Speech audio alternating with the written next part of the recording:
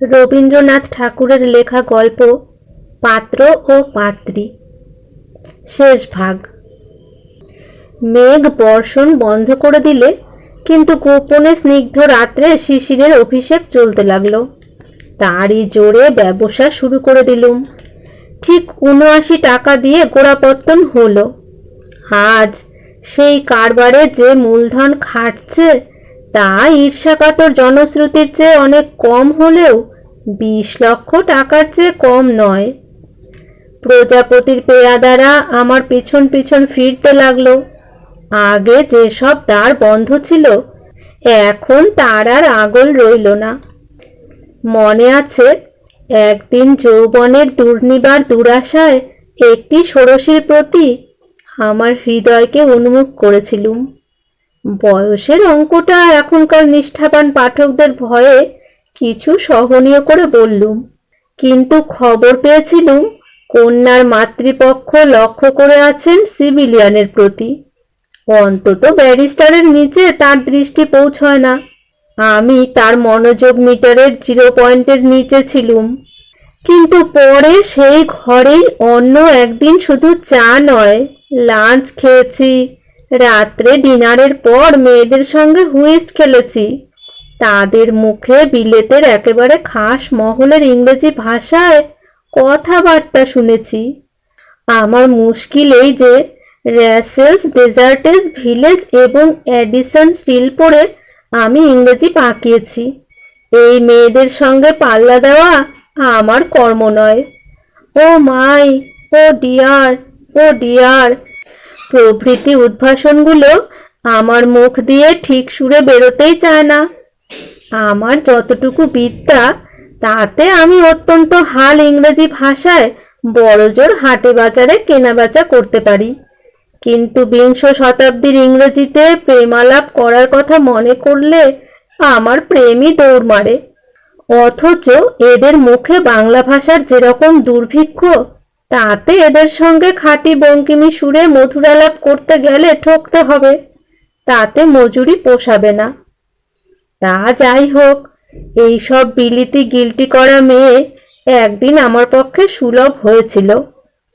কিন্তু রুদ্ধ দরজার ফাঁকের থেকে যে মায়াপুরী দেখেছিলুম, দরজা যখন খুলল তখন আর তার ঠিকানা পেলুম না। তখন আমার কেবল মনে হতে লাগলো সেই যে আমার ব্রতচারিণী, নিরর্থক নিয়মের নিরন্তর পুনরাবৃত্তির পাকে অহরাত্র ঘুরে ঘুরে আপনার জড়বুদ্ধিকে তৃপ্ত করত। এই মেয়েরাও ঠিক সেই বুদ্ধি নিয়েই বিলিতি চালচলন, আদব কায়দার সমস্ত তুচ্ছাতিতুচ্ছ উপসর্গগুলিকে প্রদক্ষিণ করে দিনের পর দিন, বৎসরের পর বৎসর অনায়াসে অক্লান্ত চিত্তে কাটিয়ে দিচ্ছে। তারাও যেমন ছোঁয়া ও নাওয়ার লেশমাত্র স্খলন দেখলে অশ্রদ্ধায় কণ্টকিত হয়ে উঠত, এরাও তেমনি 1 সেন্টের একটু খুঁত কিংবা কাঁটা চামচের অল্প বিপর্যয় দেখলে ঠিক তেমনি করেই অপরাধীর মনুষ্যত্ব সম্বন্ধে সন্দিহান হয়ে ওঠে। তারা দিশি পুতুল, এরা বিলিতি পুতুল। মনের গতিবেগে এরা চলে না, অভ্যাসের দম দেওয়া কলে এদের চালায়। ফল হলো এই যে মেয়ে জাতের উপরেই আমার মনে মনে অশ্রদ্ধা জন্মালো। আমি ঠিক করলুম, ওদের বুদ্ধি যখন কম, তখন স্নান আচমন উপবাসের অকর্মকাণ্ড প্রকাণ্ড না হলে ওরা বাঁচে কি করে? বইয়ে পড়েছি একরকম জীবাণু আছে, সে ক্রমাগতই ঘোরে, কিন্তু মানুষ ঘোরে না, মানুষ চলে। সেই জীবাণুর পরিবর্ধিত সংস্করণের সঙ্গে কি বিধাতা হতভাগ্য পুরুষ মানুষের বিবাহের সম্বন্ধ পাতিয়েছেন? এদিকে বয়স যত বাড়তে চলল, বিবাহ সম্বন্ধে দ্বিধাও তত বেড়ে উঠল। মানুষের একটা বয়স আছে যখন সে চিন্তা না করেও বিবাহ করতে পারে। সে বয়স পেরোলে বিবাহ করতে দুঃসাহসিকতার দরকার হয়। আমি সেই বেপরোয়া দলের লোক নই। তাছাড়া কোনো প্রকৃতিস্থ মেয়ে বিনা কারণে এক নিঃশ্বাসে আমাকে কেন যে বিয়ে করে ফেলবে, আমি তা কিছুতেই ভেবে পাইনে। শুনেছি ভালোবাসা অন্ধ, কিন্তু এখানে সেই অন্ধের উপর তো কোনো ভার নেই। সংসার বুদ্ধির দুটো চোখের চেয়ে আরো বেশি চোখ আছে। সেই চক্ষু যখন বিনা নেশায় আমার দিকে তাকিয়ে দেখে, তখন আমার মধ্যে কি দেখতে পায় আমি তাই ভাবি। আমার গুণ নিশ্চয়ই অনেক আছে, কিন্তু সেগুলো তো ধরা পড়তে দেরি লাগে। এক চাহনিতেই বোঝা যায় না। আমার নাসার মধ্যে যে খর্বতা আছে, বুদ্ধির উন্নতি তা পূরণ করেছে জানি, কিন্তু নাসাটাই থাকে প্রত্যক্ষ হয়ে। আর ভগবান বুদ্ধিকে নিরাকার করে রেখে দিলেন। যাই হোক, যখন দেখি কোনো সাবালক মেয়ে অত্যল্প কালের নোটিশেই আমাকে বিয়ে করতে অত্যল্প মাত্র আপত্তি করে না, তখন মেয়েদের প্রতি আমার শ্রদ্ধা আরো কমে। আমি যদি মেয়ে হতুম, তাহলে শ্রীযুক্ত সনত কুমারের নিজের খর্বনাশার দীর্ঘ নিঃশ্বাসে তার আশা এবং অহংকার ধূলিসাৎ হতে থাকত। এমনি করেই আমার বিবাহের বোঝাইহীন নৌকাটা মাঝে মাঝে চড়ায় ঠেকেছে, কিন্তু ঘাটে এসে পৌঁছয়নি। স্ত্রী ছাড়া সংসারের অন্যান্য উপকরণ ব্যবসার উন্নতির সঙ্গে বেড়ে চলতে লাগলো। একটা কথা ভুলেছিলুম, বয়সও বাড়ছে। হঠাৎ একটা ঘটনায় সে কথা মনে করিয়ে দিলে। অভ্রের খনির তদন্তে ছোটনাগপুরের এক শহরে গিয়ে দেখি, পণ্ডিত মশাই সেখানে শালবনের ছায়ায় ছোট্ট একটি নদীর ধারে দিব্যি বাসা বেঁধে বসে আছেন। তার ছেলে সেখানে কাজ করে। সেই শালবনের প্রান্তে আমার তাঁবু পড়েছিল। এখন দেশ জুড়ে আমার ধনের খ্যাতি। পণ্ডিত মশাই বললেন, কালে যে আমি অসামান্য হয়ে উঠব এ তিনি পূর্বেই জানতেন। তা হবে, কিন্তু আশ্চর্য রকম গোপন করে রেখেছিলেন। তাছাড়া কোন লক্ষণের দ্বারা জেনেছিলেন আমি তো তা বলতে পারি নে। বোধ করি অসামান্য লোকদের ছাত্র অবস্থায় সত্যনত্ব জ্ঞান থাকে না। কাশীশ্বরী শ্বশুর বাড়িতে ছিল, তাই বিনা বাধায় আমি পণ্ডিত মশাইয়ের ঘরের লোক হয়ে উঠলুম। কয়েক বৎসর পূর্বে তার স্ত্রী বিয়োগ হয়েছে, কিন্তু তিনি নাতনিতে পরিবৃত। সবগুলি তার স্বকীয়া নয়, তার মধ্যে দুটি ছিল তার পরলোকগত দাদার। বৃদ্ধ এদের নিয়ে আপনার বার্ধক্যের অপরাহ্নকে নানা রঙে রঙিন করে তুলেছেন। তার অমরু শতক, আর্যা সপ্তশতী, হংসদূত, পদাঙ্কদূতের শ্লোকের ধারা নুড়িগুলির চারিদিকে গিরি নদীর ফেনোচ্ছল প্রবাহের মতো এই মেয়েগুলিকে ঘিরে ঘিরে সহাস্যে ধ্বনিত হয়ে উঠেছে। আমি হেসে বললুম, পণ্ডিত মশাই, ব্যাপারখানা কি? তিনি বললেন, বাবা, তোমাদের ইংরাজি শাস্ত্রে বলে যে শনি গ্রহ চাঁদের মালা পরে থাকেন। এই আমার সেই চাঁদের মালা। সেই দরিদ্র ঘরের এই দৃশ্যটি দেখে হঠাৎ আমার মনে পড়ে গেল আমি একা। বুঝতে পারলুম আমি নিজের ভারে নিজে ক্লান্ত হয়ে পড়েছি।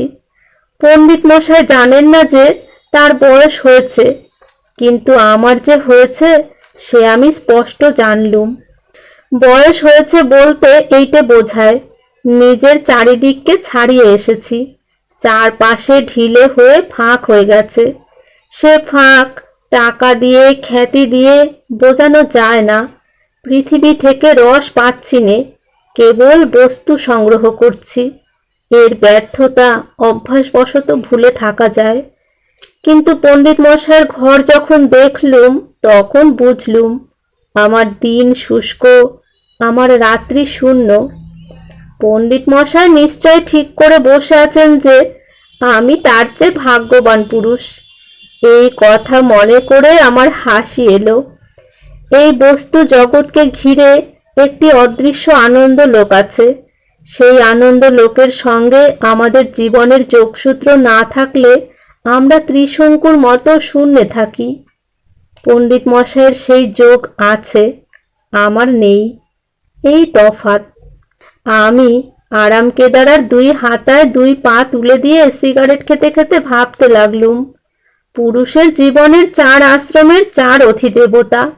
বাল্যে মা, যৌবনে স্ত্রী, প্রৌঢ়ে কন্যা, পুত্রবধূ, বার্ধক্যে নাতনি নাতবউ, এমনি করে মেয়েদের মধ্য দিয়ে পুরুষ আপনার পূর্ণতা পায়। এই তত্ত্বটা মর্মরিত শাল বনে আমাকে আবিষ্ট করে ধরল। মনের সামনে আমার ভাবি বৃদ্ধ বয়সের শেষ প্রান্ত পর্যন্ত তাকিয়ে দেখলুম। দেখে তার নিরতিশয় নিরসতায় হৃদয়টা হাহাকার করে উঠল। ওই মরু পথের মধ্য দিয়ে মুনাফার বোঝা ঘাড়ে করে নিয়ে কোথায় গিয়ে মুখ থুবড়ে পড়ে মরতে হবে। আর দেরি করলে তো চলবে না। সম্প্রতি 40 পেরিয়েছি। যৌবনের শেষ থলিটি ঝেড়ে নেবার জন্য 50 রাস্তার ধারে বসে আছে। তার লাঠির ডগাটা এইখান থেকে দেখা যাচ্ছে। এখন পকেটের কথাটা বন্ধ রেখে জীবনের কথা একটুখানি ভেবে দেখা যাক। কিন্তু জীবনের যে অংশে মুলতবি পড়েছে সে অংশে আর তো ফিরে যাওয়া চলবে না। তবু তার ছিন্ন তার তালি লাগাবার সময় এখনো সম্পূর্ণ যায়নি। এখান থেকে কাজের গতিকে পশ্চিমের এক শহরে যেতে হলো। সেখানে বিশ্বপতি বাবু ধনী বাঙালি মহাজন, তাকে নিয়ে আমার কাজের কথা ছিল। লোকটি খুব হুঁশিয়ার, সুতরাং তার সঙ্গে কোনো কথা পাকা করতে বিস্তর সময় লাগে। একদিন বিরক্ত হয়ে যখন ভাবছি একে নিয়ে আমার কাজের সুবিধা হবে না, এমনকি চাকরকে আমার জিনিসপত্র প্যাক করতে বলে দিয়েছি, হেন কালে বিশ্বপতি বাবু সন্ধ্যার সময় এসে আমাকে বললেন, আপনার সঙ্গে নিশ্চয়ই অনেক রকম লোকের আলাপ আছে, আপনি একটু মনোযোগ করলে একটি বিধবা বেঁচে যায়। ঘটনাটি এই, নবকৃষ্ণ বাবু বেরিলিতে প্রথম আসেন একটি বাঙালি ইংরেজি স্কুলের হেডমাস্টার হয়ে। কাজ করেছিলেন খুব ভালো, সকলেই আশ্চর্য হয়েছিল।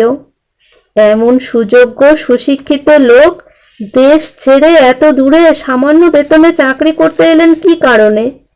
কেবল যে পরীক্ষা পাশ করাতে তার খ্যাতি ছিল তা নয়, সকল ভালো কাজেই তিনি হাত দিয়েছিলেন। এমন সময় কেমন করে বেরিয়ে পড়ল, তার স্ত্রীর রূপ ছিল বটে, কিন্তু কুল ছিল না। সামান্য কোন জাতের মেয়ে, এমনকি তার ছোঁয়া লাগলে পানীয় জলের পানীয়তা এবং অন্যান্য নিগুড় সাত্ত্বিক গুণ নষ্ট হয়ে যায়। তাকে যখন সবাই চেপে ধরলে তিনি বললেন, হ্যাঁ ছোট জাত বটে, কিন্তু তবু সে তার স্ত্রী। তখন প্রশ্ন উঠল, এমন বিবাহ বৈধ হয় কি করে? যিনি প্রশ্ন করেছিলেন নন্দকৃষ্ণ বাবু তাকে বললেন, আপনি তো শালগ্রাম সাক্ষী করে পরে পরে 2টি স্ত্রী বিবাহ করেছেন এবং দ্বিবচনেও সন্তুষ্ট নেই তার বহু প্রমাণ দিয়েছেন। শালগ্রামের কথা বলতে পারি নে, কিন্তু অন্তর্যামী জানেন আমার বিবাহ আপনার বিবাহের চেয়ে বৈধ, প্রতিদিন প্রতি মুহূর্তে বৈধ। এর চেয়ে বেশি কথা আমি আপনার সঙ্গে আলোচনা করতে চাই নে। যাকে নন্দকৃষ্ণ এই কথাগুলি বললেন তিনি খুশি হননি। তার উপরে লোকের অনিষ্ট করবার ক্ষমতাও তার অসামান্য ছিল।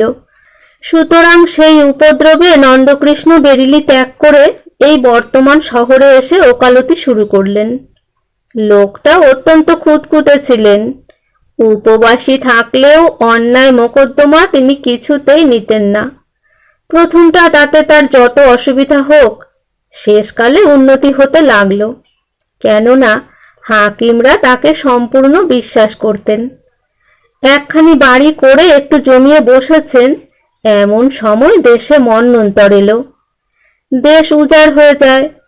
যাদের উপর সাহায্য বিতরণের ভার ছিল তাদের মধ্যে কেউ কেউ চুরি করছিল বলে তিনি ম্যাজিস্ট্রেটকে জানাতেই ম্যাজিস্ট্রেট বললেন, সাধু লোক পাই কোথায়? তিনি বললেন, আমাকে যদি বিশ্বাস করেন আমি এ কাজের কতক ভার নিতে পারি। তিনি ভার পেলেন এবং এই ভার বহন করতে করতেই একদিন মধ্যাহ্নে মাঠের মধ্যে এক গাছতলায় মারা যান। ডাক্তার বলেন তার হৃৎপিণ্ডের ক্রিয়া বন্ধ হয়ে মৃত্যু হয়েছে। গল্পের এতটা পর্যন্ত আমার পূর্বেই জানা ছিল। কেমন একটা উচ্চ ভাবের মেজাজে এরই কথা তুলে আমাদের ক্লাবে আমি বলেছিলুম, এই নন্দকৃষ্ণের মতো লোক যারা সংসারে ফেল করে শুকিয়ে মরে গেছে, না রেখেছে নাম, না রেখেছে টাকা, তারাই ভগবানের সহযোগী হয়ে সংসারটাকে উপরের দিকে। এইটুকু মাত্র বলতেই ভরা পালের নৌকা হঠাৎ চড়ায় ঠেকে যাওয়ার মতো আমার কথা মাঝখানে বন্ধ হয়ে গেল। কারণ আমাদের মধ্যে খুব একজন সম্পত্তি ও প্রতিপত্তিশালী লোক খবরের কাগজ পড়ছিলেন। তিনি তার চশমার উপর থেকে আমার প্রতি দৃষ্টি হেনে বলে উঠলেন, হিয়ার হিয়ার। যাকগে, শোনা গেল নন্দকৃষ্ণর বিধবা স্ত্রী তার একটি মেয়েকে নিয়ে এই পাড়াতেই থাকেন। দেওয়ালির রাত্রে মেয়েটির জন্ম হয়েছিল বলে বাপ তার নাম দিয়েছিলেন দীপালি। বিধবা কোনো সমাজে স্থান পান না বলে সম্পূর্ণ একলা থেকে এই মেয়েটিকে লেখাপড়া শিখিয়ে মানুষ করেছেন। এখন মেয়েটির বয়স 25-এর উপর হবে। মায়ের শরীর রুগ্ন এবং বয়সও কম নয়। কোন দিন তিনি মারা যাবেন এই মেয়েটির কোনো গতি হবে না। বিশ্বপতি আমাকে বিশেষ অনুনয় করে বললে, যদি এর পাত্র জুটিয়ে দিতে পারেন তো সেটা একটা পুণ্যকর্ম হবে। আমি বিশ্বপতিকে শুকনো স্বার্থপর নিরেট কাজের লোক বলে মনে মনে একটু অবজ্ঞা করেছিলুম। বিধবার অনাথা মেয়েটির জন্য তার এই আগ্রহ দেখে আমার মন গলে গেল। ভাবলুম, প্রাচীন পৃথিবীর মৃত ম্যামথের পাকযন্ত্রের মধ্য থেকে খাদ্যবীজ বের করে পুঁতে দেখা গেছে, তার থেকে অঙ্কুর বেরিয়েছে। তেমনি মানুষের মনুষ্যত্ব বিপুল মৃত স্তূপের মধ্যে থেকেও সম্পূর্ণ মরতে চায় না। আমি বিশ্বপতিকে বললুম, পাত্র আমার জানা আছে, কোনো বাধা হবে না। আপনারা কথা এবং দিন ঠিক করুন। কিন্তু মেয়ে না দেখেই তো আর। না দেখেই হবে, কিন্তু পাত্র যদি সম্পত্তির লোভ করে সে বড় বেশি নেই। মা মরে গেলে কেবলই বাড়িখানি পাবে, আর সামান্য যদি কিছু পায়। পাত্রের নিজের সম্পত্তি আছে, সেজন্য ভাবতে হবে না। তার নাম, বিবরণ প্রভৃতি সে এখন বলবো না, তাহলে জানাজানি হয়ে বিবাহ ফেঁসে যেতে পারে। মেয়ের মাকে তো তার একটা বর্ণনা দিতে হবে। বলবেন, লোকটা অন্য সাধারণ মানুষের মতো দোষে গুণে জড়িত। দোষ এত বেশি নেই যে ভাবনা হতে পারে, গুণও এত বেশি নেই যে লোভ করা চলে। আমি যতদূর জানি তাতে কন্যার পিতামাতারা তাকে বিশেষ পছন্দ করে। স্বয়ং কন্যাদের মনের কথা ঠিক জানা যায়নি। বিশ্বপতি বাবু এই ব্যাপারে যখন অত্যন্ত কৃতজ্ঞ হলেন, তখন তার উপরে আমার ভক্তি বেড়ে গেল। যে কারবারে ইতিপূর্বে তার সঙ্গে আমার দরে বনছিল না, সেটাতে লোকসান দিয়েও রেজিস্ট্রি দলিল সই করিবার জন্যে আমার উৎসাহ হলো। তিনি যাবার সময় বলে গেলেন, পাত্রটিকে বলবেন অন্য সব বিষয়ে যাই হোক, এমন গুণবতী মেয়ে কোথাও পাবেন না। যে মেয়ে সমাজের আশ্রয় থেকে এবং শ্রদ্ধা থেকে বঞ্চিত, তাকে যদি হৃদয়ের উপর প্রতিষ্ঠিত করা যায়, তাহলে সে মেয়ে কি আপনাকে উৎসর্গ করতে কিছুমাত্র কৃপণতা করবে? যে মেয়ের বড় রকমের আশা আছে, তারই আশার অন্ত থাকে না। কিন্তু এই দীপালি দ্বীপটি মাটির, তাই আমার মতো মেটে ঘরের কোণে তার শিখাটির অমর্যাদা হবে না। সন্ধ্যার সময় আলো জেলে বিলিতি কাগজ পড়ছি, এমন সময় খবর এলো একটি মেয়ে আমার সঙ্গে দেখা করতে এসেছে। বাড়িতে স্ত্রীলোক কেউ নেই, তাই ব্যস্ত হয়ে পড়লুম। কোনো ভদ্র উপায় উদ্ভাবনের পূর্বেই মেয়েটি ঘরের মধ্যে ঢুকে প্রণাম করলে। বাইরে থেকে কেউ বিশ্বাস করবে না, কিন্তু আমি অত্যন্ত লাজুক মানুষ। আমি না তার মুখের দিকে চাইলুম, না তাকে কোনো কথা বললুম। সে বললে, আমার নাম দীপালি। গলাটি ভারী মিষ্টি। সাহস করে মুখের দিকে চেয়ে দেখলুম, সে মুখ বুদ্ধিতে কোমলতাতে মাখানো। মাথায় ঘোমটা নেই, সাদা দিশি কাপড়, এখনকার ফ্যাশনে পরা। কি বলি ভাবছি। এমন সময় সে বললে, আমাকে বিবাহ দেবার জন্য আপনি কোনো চেষ্টা করবেন না। আর যাই হোক, দীপালির মুখে এমন আপত্তি আমি প্রত্যাশাই করিনি। আমি ভেবে রেখেছিলুম বিবাহের প্রস্তাবে তার দেহ মন প্রাণ কৃতজ্ঞতায় ভরে উঠেছে। জিজ্ঞাসা করলুম, জানা অজানা কোনো পাত্রকেই তুমি বিবাহ করবে না? সে বললে, না, কোনো পাত্রকেই না। যদিচ মনস্তত্ত্বের চেয়ে বস্তুতত্ত্বেই আমার অভিজ্ঞতা বেশি, বিশেষত নারী চিত্ত আমার কাছে বাংলা বানানের চেয়ে কঠিন, তবু কথাটার সাদা অর্থ আমার কাছে সত্য অর্থ বলে মনে হলো না। আমি বললুম, যে পাত্র আমি তোমার জন্য বেছেছি সে অবজ্ঞা করবার যোগ্য নয়। দীপালি বললে, আমি তাকে অবজ্ঞা করি নে, কিন্তু আমি বিবাহ করব না। আমি বললুম, সে লোকটিও তোমাকে মনের সঙ্গে শ্রদ্ধা করে, কিন্তু না, আমাকে বিবাহ করতে বলবেন না। আচ্ছা, বলবো না, কিন্তু আমি কি তোমাদের কোনো কাজে লাগতে পারি নে? আমাকে যদি কোনো মেয়ে স্কুলে পড়াবার কাজ জুটিয়ে দিয়ে এখান থেকে কলকাতায় নিয়ে যান তাহলে ভারী উপকার হয়। বললুম, কাজ আছে, জুটিয়ে দিতে পারবো। এটা সম্পূর্ণ সত্য কথা নয়। মেয়ে স্কুলের খবর আমি কি জানি, কিন্তু মেয়ে স্কুল স্থাপন করতে তো দোষ নেই। দীপালি বললে, আপনি আমাদের বাড়ি গিয়ে একবার মায়ের সঙ্গে একথা আলোচনা করে দেখবেন। আমি বললুম, আমি কাল সকালেই যাব। দীপালি চলে গেল। কাগজ পড়া আমার বন্ধ হলো। ছাতের উপর বেরিয়ে এসে চৌকিতে বসলুম। তারাগুলোকে জিজ্ঞাসা করলুম, কোটি কোটি যোজন দূরে থেকে তোমরা কি সত্যই মানুষের জীবনের সমস্ত কর্মসূত্র ও সম্বন্ধ সূত্র নিঃশব্দে বসে বসে বুনছ? এমন সময় কোনো খবর না দিয়ে হঠাৎ বিশ্বপতির মেজ ছেলে শ্রীপতি ছাতে এসে উপস্থিত। তার সঙ্গে যে আলোচনাটা হলো তার মর্ম এই, শ্রীপতি দীপালিকে বিবাহ করবার আগ্রহে সমাজ ত্যাগ করতে প্রস্তুত। বাপ বলেন, এমন দুষ্কার্য করলে তিনি তাকে ত্যাগ করবেন। দীপালি বলে, তার জন্য এত বড় দুঃখ অপমান ও ত্যাগ স্বীকার কেউ করবে এমন যোগ্যতা তার নেই। তাছাড়া শ্রীপতি শিশুকাল থেকে ধনী গৃহে লালিত। দীপালির মতে সে সমাজচ্যুত এবং নিরাশ্রয় হয়ে দারিদ্র্যের কষ্ট সহ্য করতে পারবে না। এই নিয়ে তর্ক চলছে, কিছুতে তার মীমাংসা হচ্ছে না। ঠিক এই সংকটের সময় আমি মাঝখানে পড়ে এদের মধ্যে আর একটা পাত্রকে খাড়া করে সমস্যার জটিলতা অত্যন্ত বাড়িয়ে তুলেছি। এই জন্যে শ্রীপতি আমাকে এই নাটকের থেকে প্রুফশিটের কাটা অংশের মতো বেরিয়ে যেতে বলছে।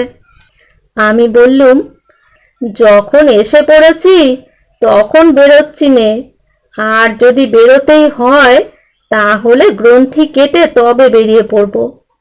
বিবাহের দিন পরিবর্তন হলো না, কেবলমাত্র পাত্র পরিবর্তন হলো।